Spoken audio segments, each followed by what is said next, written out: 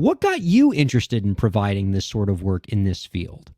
Yeah, I think education is a really super interesting space. My sort of initial background in design was in consumer products. So I worked for Microsoft, I worked for Philips, and you're basically kind of just like designing things that the buyer and the consumer are the same people.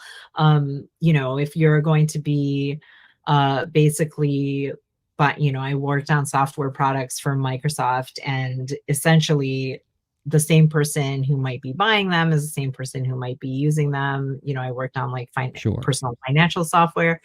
And yeah, same with Philips. If you're buying appliances or something, I worked on an early version of, a competitor to the Fitbit for Philips.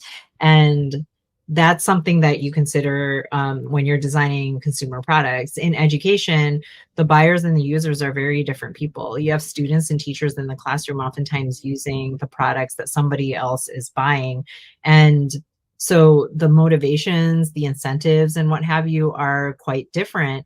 And that's where systems thinking comes in. So systems thinking acknowledges that there's different stakeholders in the system and that they all have different types of motivations as well as incentives.